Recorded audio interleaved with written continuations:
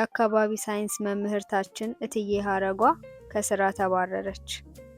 ምን አለበት ሂሳብ አስተማሪያችን ጋሽ ቦጋለ ቢባረር? ምን አለበት እንግሊዘኛ አስተማሪያችን እትዬ ፀሐይ ብትባረር? ርዕሰ መምህራችን አቶ ተክሉ ራሳቸው ቢባረሩ ምን ነበረበት? ኤዲያ እንደው እዚች ሀገር ደግ አይበረክትም። ይሄ ዜና ለኛ ለሶስተኛ ሲ ክፍል ተማሪዎች ትልቅ መርዶ ነበር። ልክ ሁላችንም በጅምላ ከትምህርት ቤት እንደተባረርን አይነት ስሜት ነው የተሰማን። እትዬ ሀረጓ የተባረረችው ሰው በማህበር የተደራጀ እንስሳ ነው ብላ በማስተማሯ ቢሆንም ርዕሰ መምህራችን አቶ ተክሉ ግን መምህርት ሀረጓ የተባረረችው ሰው በማህበር ከተደራጀ እንስሳ ነው ብላ ጸረ ልማት ትምህርት በህፃናት አእምሮ ውስጥ በመዝራቷ ነው ብለው መምህራን ስብሰባ ላይ ተናገሩ አሉ። ይሄን ወሬ የነገረችን የሂሳብ አስተማሪያችን ልጅ ገነት ናት። አባቷ ሲያወራ ሰምታ እስቲ ለአንዲት የብለው እትዬን ያባረሯታል። እንዴት ከምርጥ መምህራችንን ታስባርራለች? እግዚኦ! ርዕሰ መምህራችን ራሳቸው ሰልፍ ሜዳ ላይ ነፍ ጊዜ አይደል እንደ የሚሳሳቱት። ባለፈው እንዲያውም ማስታወቂያ ሲለጥፉ ማንም ተማሪ ከአጥር ከዘለለና ግቢ ውስጥ የሚሆን ከግቢ ውጭ ከተያዘ የኛ ተማሪ አይሆንም ለማለት ማንም ተማሪ ከጥር ከዘለለና ግቢ ውስጥም ሆነ ከግቢ ውጭ ከተያዘ የኛ ተማሪ አይሆንም ብለው ማስታወቂያውን አሳስተው በመጻፋቸው ወላጅ ሁሉ ልጆቻችንን ጥር ወር ሲገባ ሊጨርሱብን ነው ብሎ ተንጋግቶ አልመጣም። እናትዬ ሀረጓ ላይ ሲሆን የኔ ያካብዳሉ። ወይኔ አለቀስኩ፣ ስቅስቅ ብዬ አለቀስኩ። ለእናቴ ይህንን አሳዛኝ ጉዳይ ስነግራት ጉድ ዛሬም ተባረረች አለች እዝን ብላ። በኋላ አባቴ ጋር ሲያወሩ የሰማሁት ነገር የባሰ አሳዘነኝ። እትዬ ሀረጓ ለካ መባረር ብርቋ አልነበረም። መምህርቷ ነገር የሚመርባት፣ ችግር ዘሎ የሚለጠፍባት፣ ነገር ከየትም ተስቦ የሚሰበሰብባት ምስኪን የመከራ ማግኔት ነበረች። በጃንሆይ ጊዜ አማርኛ አስተማሪ ነበረች አሉ። አንድ ቀን ታዲያ ተማሪዎቿን ተረትና ምሳሌ ስታስተምር አንበሳ ሲያረጅ የዝንብ መጫወቻ ይሆናል ብላ ጥቁር ሰሌዳው ላይ በትልቁ በመጻፏ ተከሰሰች። በወቅቱ የንጉሱ ዙፋን በተማሪዎች መነቃነቅ ጀምሮ ነበር። ደርጎችም ወታደራዊ ነጠላቸውን አሸርጠው የአብዮታዊ ዘፈን ዳርዳርታ እስክስታቸውን አራተኛ ላይ እያስነኩት ነበር። አብዮታዊ ዋንጫ ልቅለቃ፣ ወታደራዊ ሶራ ሶራ፣ ህዝቡ እያጨበጨበላቸው። እቺ ምስኪን መምህርት ታዲያ እየተዋከበች ራሳቸው ንጉስ ዙፋን ፊት ቀርባ ጃንሆይ ገሰጧት። ስሚ፣ ከላይ ናት ዙፋናችን ከእግዚአብሔር የተሰጠች፣ ከኢዮብ ትዕግስት የተቆነጠረች፣ ከዳዊት እምነት የተጨለፈች፣ ከሰለሞን ጥበብ የተዘገነች። እንኳን ዝንብ ተማሪና ዝንብ ደርግ ቀርቶ ማንም አይጫወትብንም አሏትና በዚህቹ ምክንያት ከርቸሌ ተወረወረች። እንደሚወራው የንጉሱ እስር ቤት ያን ያህል ባያስከፋም የእስር ጥሩ የለውምና መምህርት ሀረጓ ክፉኛ አዝና ነበር። ሳይደግስ አይጣላም እንዲሉ መምህርቷ በእስር ላይ ያለች ደርግ ንጉሱን ገልብጦ ስልጣን በመያዙ ተፈታችና ሳይንስ አስተማሪ ሆና ተመደበች። አረ እኔ አማርኛ አስተማሪ ነኝ ብትል ማን ይስማት? አብዮት ተረትና ምሳሌ ሰልችቷታል። ስርዓተ ነጥብ ምናምን አትሻም። ሳይንሳዊ ወታደር፣ ሳይንሳዊ መደብ፣ ቀጥይ። እሺ ብላ ማስተማር ጀመረች። ሳይንስ በአማርኛ የትምህርት ክፍለ ጊዜ ለምዶባት እጅን ከምግብ በኋላ መታጠብ ከአረፍተ ነገር በኋላ 4 ነጥብ እንደማስቀመጥ ነው እያለች ሳይንስ ትምህርት ማስተማሯን ቀጠለች። የሳይንስ ትምህርት እያስተማረች ተማሪዎችም ወደዋት ስትኖር በአንድ የተረገመ ቀን ዝንቦች ከቆሻሻ ይፈለፈላሉ ብላ በማስተማሯ ተይዛ ታሰረች። የፖሊስ ጣቢያው ኃላፊ እሳት ለብሶ እሳት ጎርሶ በፊቷ እየተንጎራደደ ትላንት ባረጃ አበባ የሚጫወቱ ዝንቦች አልሽን፣ ለአንበሳው ማርጀት ቅድሚያ ሰጥተን ታገስን፣ ጭራሽ ዛሬ ከቆሻሻ ተፈለፈላችሁ ትይናለሽ?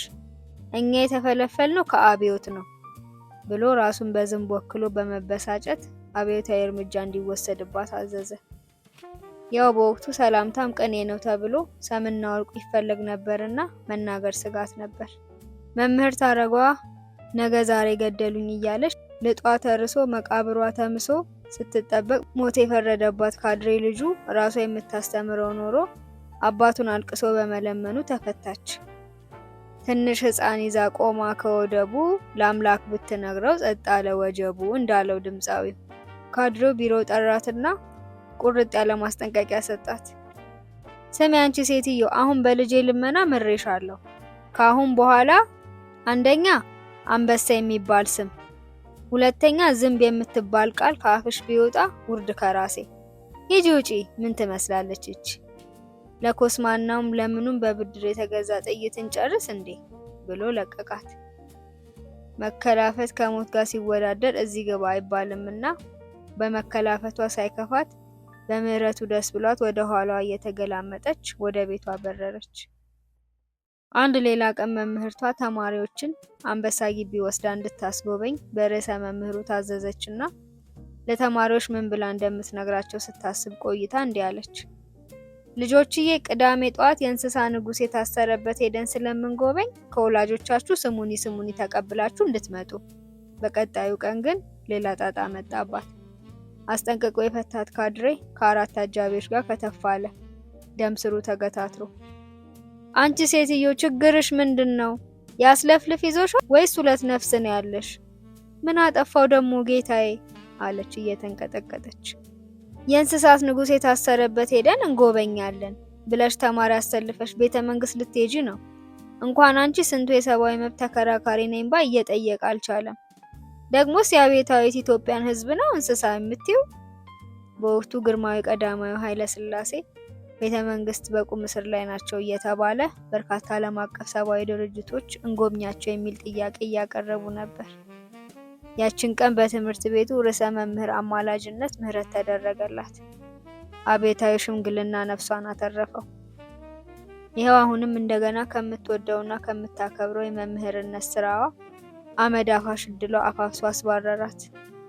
ያውም በአንዲት እና በአንዲት በአንበሳም በዝንብም በየም በከም ፍዳዋን የበላሽ ምስኪን መምህርት። በተማሪዎቿ አይን ግን ፍጹም ሌላ ሰው ነበረች።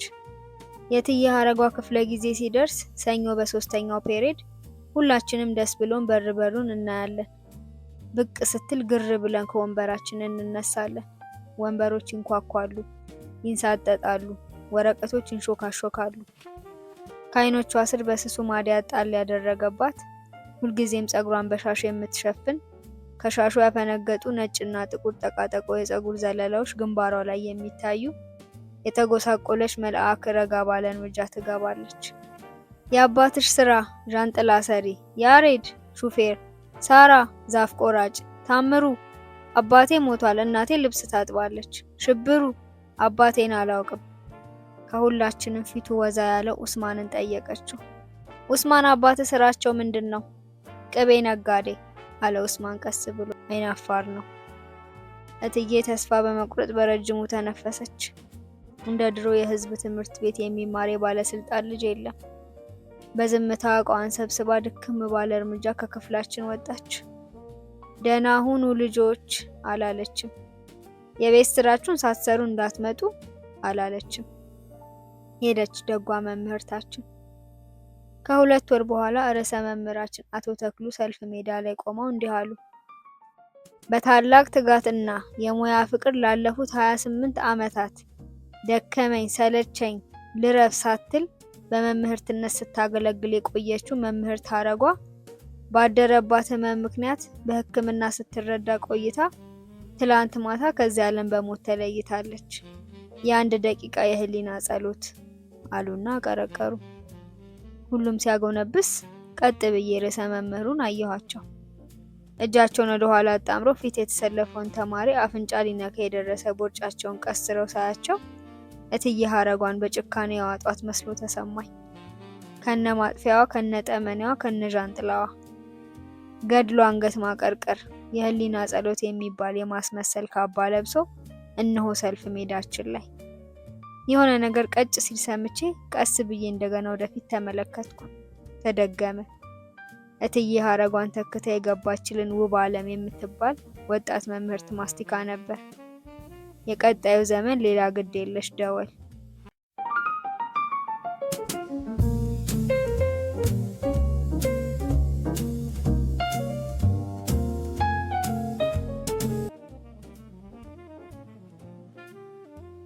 እማማ የውብዳር ጓደኛዬን ያሬድን ልጅ ልከው አስጠሩትና እንዲህ አሉት። ያሬድ ምንስ ባልወልድህ እናትህ አልነበርኩም? አሳድጌ እንዲህ ከሰው በታች ታደርገኛለህ? ምን አደረግኩ እማማ የውብዳር? አሄሄ የምትከፍለው የላትም ያጣች የነጣች ደሃ ናት ብለህ ነው? ኧረ እኔ ለማንም እንደዚህ አላልኩም አለ ግራ ገብቶት እኔን እየተመለከተ። አላለም እንድልለት ፈልጓል። ነው እንጂ ምን የመሳሰለ የመልአክ የጻድቃን የሰማዕታት ስዕል በየሰው ቤት ስትስል የኔን የውብዳርን ቤት ሰይጣን ይፈንጭበት፣ ዲያብሎስ ከነሰራዊቱ ይፈንጭበት፣ ሌጊዮን እስክስታ ሲያወርድበት ውሎ ይደር ብለህ ነው የኔን ቤት ለይተህ የተውከው አሉት በትዝብት እያዩት። እንደሚጠቀሟቸው ቃላት ክብደት ግን ድምጻቸው አያስፈራም ነበር። እንዲያውም የሆነ የሚያስቅ ዜማ ነበረው። ለዚህ ነው እንዴ? ኧረ ጣጣ የለውም፣ ከፈለጉ ከማንም አስበልጬ የፈለጉትን እስልሎታለሁ አለ ጸጉሩን እያፍተለተለ በፈገግታ። ተባረክ የኔ ልጅ ብሩኩን። አሜን አለ ያሬድ።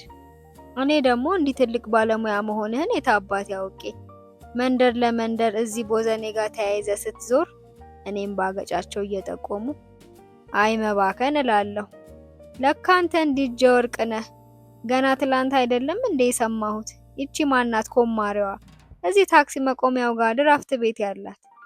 ሄዲያ ስሟ አይያዝልኝም እያሉ አንዴ መሬት አንዴ ሰማይ ሲመለከቱ ናርዶስ አልኩ ሳይጠይቁኝ። ፈገግ ብለው አው ናርዶስ አሉና ወሬያቸውን ሊቀጥሉ ካሉ በኋላ የሆነ ነገር ትዝ እንዳለው ሰው ኮስተር ብለው ወደኔ በመዞር ደና ሰው ቢጠይቁ አታውቅም እንጂ ኮማሪና ጫት ነጋዴማ አይጠፋህም አሉኝ። ያሬድ አቀርቅሮ በሳቅ ፍርስ። ኮማሪና ጫት ነጋዴ ደና ሰው አይደለም ያለው ማን ነው? እናልህ እሷ ቤት የሳልከውን የጊዮርጊስን ስዕል በቀደም ማህበርተኛ ሁሉ እያየ ጉድ ሲል ማን ነው የሳለው ብላቸው የጉልላት ልጅ አሉኝ። አሃ ጉልላት፣ እቺ የኔ ጉልላት? እሱማ የምን የጉልላት ልጅ ነው? የኔው የራሴው ልጅ አይደለም እንዴ ብዬ መጣሁልህ። መቼስ ባልወልድህም ልጄ ነህ፣ ንፍጥህን ጠርጌ ያሳደግኩ አሉ። ልክ ነው አለ ያሬድ እየተቅለሰለሰ። አሁሁሁ ብለው ሳል የሚመስል ሳቅ ሳቁና ቀጠሉ። መቼስ ያ ጊዮርጊስ ማንም ቤት የለ፣ የፈረሱ ግርማ ሞገስ የዘንዶ ርዝማኔ ነፍስ ያለው እኮ ነው የሚመስለው። ተባረክ ማህበርተኛው ሁሉ ነው የመረቀ። መቼስ የኛ ማህበርተኞች ምርቃት ብቻ የትና የት እንደሚያደርስ ቀላል ማህበር እንዳይመስልህ። የዚች ያስተማሪዋ ልጅ ማን ነው ስሙ? ስሙ ጠፋቸው። አድማሱ አልኩና አስታወስኳቸው። አንተ ሌላ ስራ የለህ የመንደርተኛ ስም አጥና ብለው ከወረፉኝ በኋላ ወራቸውን ቀጠሉ። እናልህ እሱ የዛሬ 3 ዓመት እኛ ማህበር ላይ ምን የመሰለ የጽዋ ልብስ አምጥቶ ሰጠ። ስለት ነበረበት። ታዲያ ማህበርተኛው አንድ ባንድ መረቀው። አሁን አሜሪካ ነው ያለው። አንቱ የተባለው ሀብታም ሆኗል አሉ። በ3 ዓመት ሰው በ30 ዓመት የማይደርስበትን ቂብ ብሏል አሉና ስለ ማህበራቸው ምርቃት ከፍ ያለ ዋጋ በዝርዝር ማስረጃ እያጣቀሱ አወጉ። አሁን እንኳን የጠራሁህ ስሙ ጠፋባቸው። ያሬድ ብዬ አስታወስኳቸው። በብስጭት እየተመለከቱኝ ወቸው ጉድ! ባለቤቱ እያለ አንተ ቱሩጁ ማነህ? ያሬድ አሁንም በሳቅ ፍርስ እንዳቀረቀረ። ከዚህ ጊዜ በኋላ ለረጅም ጊዜ ተሩጁማን እያለ ይጠራኝ ነበር። አሁን የሚመጣው ታህሳስ 27 የኔም የመድኃኒዓለም ዝክር አለች።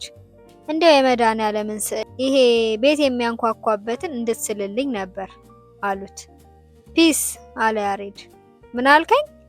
ጣጣ የለውም አላቸው ፈጠን ብሎ። ያሬድ ስዕል ሳልልን ሲሉት ሲነጫነጭ ነበር የማውቀው። አሁን ፈጠን ብሎ መስማማቱ ገርሞኝ ቀጥ ብዬ ተመለከትኩት። ፊቱ በፈገግታ ተጥለቅልቆ ነበር። ይቺን ሴትዮ ቀልብ ወዷቸዋል ማለት ነው ስላሰብኩ። በስዕሉ ተስማሙና ለያሬድ ቀብድ 100 ብር ሰጡት። ያሬድ ጓደኛዬ በጣም ጎበዝ ሰዓሊ ነው። ሞናሊዛን በግራ እጄ ስላታለሁ ይላል ችሎታው ላይ ጉራ መርቆበት ሲያወራ። ስዕል አልተማረ ሰዓሊ ዘመድ የለው። ስዕል ሲሳል አይቶ አያውቅ። ከመሬት ተነስቶ ሰዓሊ ሆነ። ከመሬት የተነሳነው እንኳን አብረን ነን። እርሳስ ይዘን የሴት ምስል መሳል ጀመርን። እኔ የምስላቸው ሴቶች እግራቸው አያርፍም። አንዴ ወደ ግራ ይንሻፈፋሉ፣ አንዴ ወደ ቀኝ ይወላገዳሉ። ሌላ ጊዜ ቀኝ እግራቸው አሪፍ ይሆንና ግራው ይዛነፋል። በተለይ ሱሪ ለባሽ ሴቶችን ስስል አልሆንልህ አለኝ። ያሬድ ታዲያ አንተ አርፈ ቀሚስ ለባሽ አትስልም እንዴ? ቀሚስ እንኳን ያንተን የቀሽም ስዕል ችሎታ የስንቶቹን ደጋን እግር ሸፍኗል ሲለኝ፣ ከዚህ ሁሉ ከወገብ በላይ ብስላቸውስ ብዬ ስሞክር አሁንም እኔ የምስላቸው ሴቶች አይናቸው አያርፍም፣ ይንሸዋረራሉ፣ ይጠናገራሉ።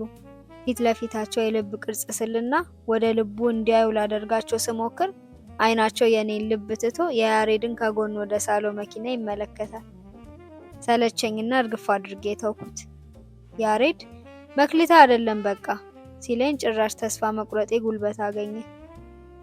ያሬድ ግን ከሴቶቹ ስዕል ወደ ሞናሊዛ አደገ። ይባስ ብሎ ቅድስት አርሴማን ሁሉ ቁልጭ አድርጎ ሳላት። እንዲያውም በእጇ የያዘችውን ጽዋ ረስቶት እኔ አስታውሼው ነው የሳለው። ከዛ ድንግል ማርያምን ልጇን እንዳቀፈች ሳላትና መንደርተኛ ሁሉ ይሄ ልጅ የት ይደርሳል እያለ ሲጠብቀው ሰላማዊት ለምትባል 8ኛ ክፍል 4 ዓመት ለደገመች ልጅ ወደ 9ኛ ክፍል ተዛውራለች የሚል ፎርጅድ ካርድ ሲሰራ ተይዞ 2 ዓመት ታሰረ። በእርግጥ ያሬድ በጣም ጎበዝ ከመሆኑ የተነሳ ሰላማዊት ራሷ የእውነት ወደ 9ኛ ክፍል ያለፈች መስሏት እኔና ያሬድን ምሳ ጋብዛናለች። ወጣና እንደ ሸምበቆ ተንከባለለ እንደ ሙቀጫ እንዲሉ ያሬድ ማረሚያ ቤት ሰነበተ። ከእስር ቤት ሲወጣ ፍልስፍና ጀምሮ ነበር። በተለይ ከእግዚአብሔር ጋር መሳፈጥ አበዛ። አረ እንደውም ከስዕሉ ወደ ፍልስፍናው አዘነበለ። አገር የሚያክል ሸራ ይወጥርና ምን ተአምር ሊስል ነው ብዬ ስጠብቅ መሃል ላይ አንዲት በአይን እንኳን ለማየት የምታስቸግር ጥቁር ነጥብ ብቻ ጠብ አድርጎ ጨረስኩ ይላል። ብስጭት ብዬ ምንድነው ይሄ እለዋለሁ። ራቅ ብሎ ሸራውን በትኩረት ሲመለከት ይቆይና በዚህ ግዙፍ ዓለም ላይ የሰራኸውን ብትሰራ ነጥብ ነህ። ሌሎች ነጥቦች ጋር ካልተደመርክና ካልተሰለፍክ መስመር የለም፣ ስዕል የለም። 2 ዓመት ስታሰር እኔ ማለት ይች ነጥብ ነበርኩ ይላል። ብሩሹን አነሳና ከነጥቧ ጎን አንዲት ሌላ ነጥብ አስቀምጥና እኔ ነኝ እለዋለሁ። እንሳሳቃለን። ወጣ ብዬ ስመለስ ግን ሸራው ላይ የለሁም። መስመር መሆን ካልፈለገ የራሱ ጉዳይ ብዬ ተወዋለሁ። እየቆየ ያሬድ የሚስላቸው ነገሮች ሁሉ ግራ አጋቢ ሆኑ። አንደኛው አይኗ ሰፌድ፣ ሌላኛው አይኗ 10 ሳንቲም የሚያክል ቁመቷ ከመርዘሙ ብዛት ዛፍ የመሰለች ሴት ይስልና ሰው እድሜው በጨመረ ቁጥር እይታውም ይሄ ነው። አንድ አይንህ ከዘመን ጋር ያድጋል፣ አንድ አይንህ ግን የማያድግ የማይቀየር ትላንትህን ብቻ እየተመለከተ እስከ ለተሞትህ ይኖራል ይለኛል። ምንም አይገባኝ። ይቀጥላል የያሬድ ስዕል። አንድ ቀን ማሲንቆ ሳለ። ቋሚው ላይ የቆመችው አንዲት መለሎ ሴት ስትሆን እንደ ጭራ ቋሚው ጋር ተቋጥራለች። ከጎኗ ወገቡ የጎበጠ ወንድ ልክ እንደ ማሲንቆ መምቻ ደጋን ተስሏል። ይሄ ደግሞ ምንድነው አልኩት በማናናቅ። ይሄስ ምንድነው ብሎ መልሶ ጠየቀኝ፣ የኔን ጭንቅላት በሁለት እጁ ይዞ እየወዘወዘ። እናት ልቀቀኝ ወደዛ አልኩና ገፋሁት። እሱ ግን የበለጠ አጥብቆ ይዞኝ ሁልጊዜ ማብራሪያ አትጠይቅ፣ ስዕል የሰዓሊው ብቻ አይደለም እንደውም የተመልካቹ ነው፣ እንደ መሰለ ተርጉመው እንደ ገባ ተንትነው ብሎ ወደ ኋላ የገፋኝ። ተንገዳግጄ ቆምኩ። ያሬድ አልጨከነም። ስለ ስዕሉ እንዲህ አለኝ። ስለ ፍቅር አንዱ ይቃና ዘንድ አንዱ እንዲጎብጥ ግድ ይላል። ፍቅር ዝቅ ማለትን ይጠይቃል። በአንዱ ዝቅታና በሌላው ከፍታ የፍቅር ዜማ ይደምቃል አለኝ። ማሲንቆና የማሲንቆ መምቻ ሰውና ሰው ሆኖ እንዴት እንደታየው እግዚአብሔር ይወቅለት። እንዲሁ ልከራከረው ብዬ ቫዮሊን እና የቫዮሊን መጫወቻ ዘንጉ ሁለቱም ቀጥ ያሉ ናቸው፣ ግን አሪፍ ዜማ ይፈጥራሉ። የግድ መጉበጥ ለምን አስፈለገ ብዬ በንግግሬ በሳልነት ትከሻዬን ነቅነቅ አደረኩ። ተሳስተሃል። የቫዮሊን ሳጥኑ ትከሻ ላይ ዘና ብሎ አርፎ መጫወቻው ሲንከራተት ነው ዜማ የሚፈጠረው። ሁለቱም ሰው ትከሻ ላይ ቁጭ ቢሉ ምንም አይፈጠርም ነበር። ምንም አለና ተነስቶ ወጣ። ጓደኛዬ ያሬድ ታኅሳስ 23 የማማ የውብዳርን የክርስቶስ ስዕል ስሎ እንደጨረሰ አብረን ወደ ቤታቸው ሄድንና አስረከብናቸው። ደስ ብሏቸው ፊታቸው በፈገግታ ደምቆ ሁለታችንንም ከመረቁም በኋላ ስዕሉን የተሸፈነበትን ወረቀት ቀስ አድርገው ገለጡት። ገልጠው ሲያዩት ሴትዮዋ ግራ ገባቸው። ራቅ ቀረብ፣ ቀረብ ራቅ እያደረጉ አዩትና ፈገግታቸው ከፊታቸው ላይ ከስሞ አንዴ ያሬድን፣ አንዴ እኔን፣ አንዴ ስዕሉን እያፈራረቁ ቃኙን። ልቤ በፍርሃት ተውጦ ሲዘል ይሰማኛል። ያሬድ አሉት። አቤት ማዘር አላቸው በፍጹም መረጋጋት ጸጉሩን እያፍተለተለ። ክርስቶስ በር እያንኳኳ አልነበረም እንዴ ተባባል ነው? ነበር መለሰ ያሬድ አሁንም ረጋ ብሎ። ቀረብ በጣም ቀረብ አድርገው ስዕሉን በትኩረት ተመለከቱትና እንዲህ ያለ መድኃኒዓለም አይቼም ሰምቼም አላውቅም አሉ ግራ ተጋብተው። ያሬድ መለሰላቸው። እሱማ መድኃኒዓለምን ማን አየው ብለው ያው በቃሉ መሰረት እንስለዋለን እንጂ አለና ያሬድ እስር ቤት የጀመረችውን ፍልስፍና መስኮት ከፈተላት። በእርግጥ ያሬድ ስዕል ሲስል አስተያየት መቀበል አይወድም። ማመልከቻ የምጽፍ መሰለ እንደ እየነገርከኝ የምስለው ይላል። ቢሆንም ይሄን የማማ የውብዳርን ክርስቶስ ሲስል አረ ይሄ ነገርችን ሴትዮ ያሳብዳቸዋል ብየው ነበር። ያሬድ ግን ከስዕሉ ላይ አይኑን ሳይነቅል ገብቷቸው ካበዱ አንድ ነገር ነው ብሎ አስተያየቴን አጣጣለው። ከዛም የስዕል ይሁን የሌላ ኪነ ጥበባዊ ፈጠራ ዓላማው ሰዎችን በሰሩት መንገድ ላይ ሲረግጡ እንዲኖሩ ጫማ ማቀበል አይደለም። አዳዲስ ጫካዎችን መንጥሮ አዳዲስ መንገድ መፍጠር ነው። ነገሮችን ከተለየ አቅጣጫ ማየት ነው፣ ማሳየት ነው። አዲስ የህይወት ቅመም፣ አዲስ ጠብ የሚል ፋይዳ ያለው እውነት። አረ እባክህ አንተ ልጅ ለአንዲት ባልቴት ያንተ ፍልስፍና አይገባም።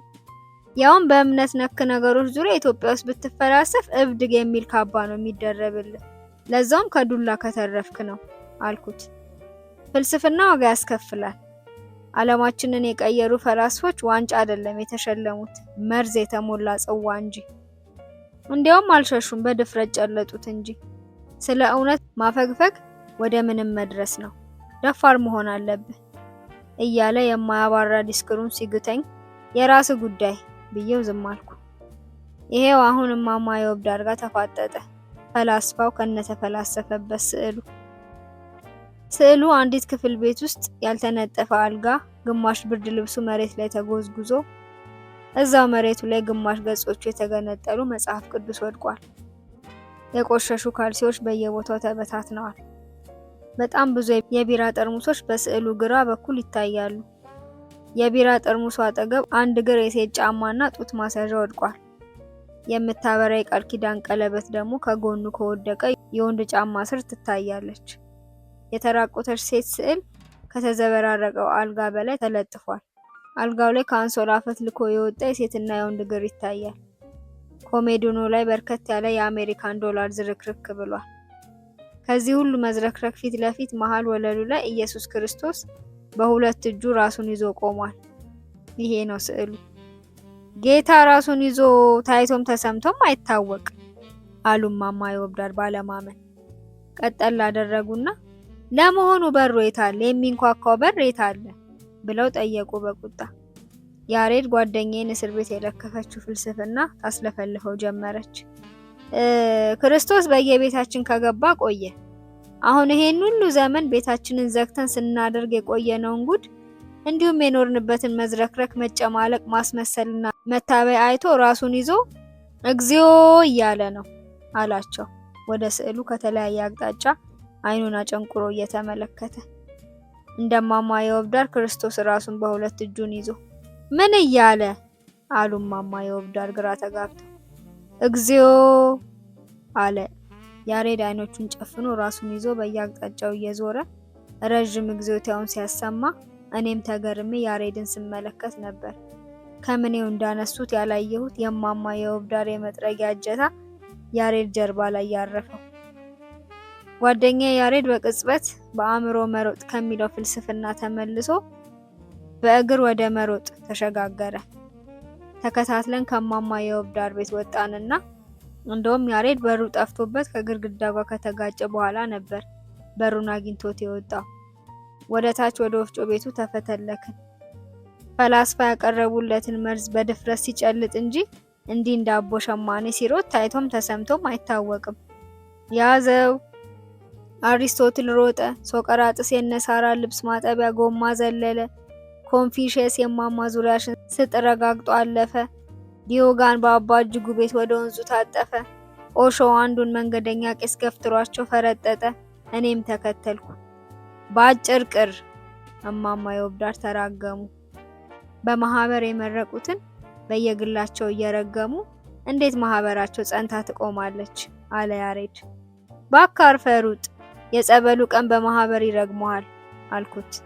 አበሳሽቶኝ ነበር። እየሸሻ ቃቂር ያወጣል እንዴ?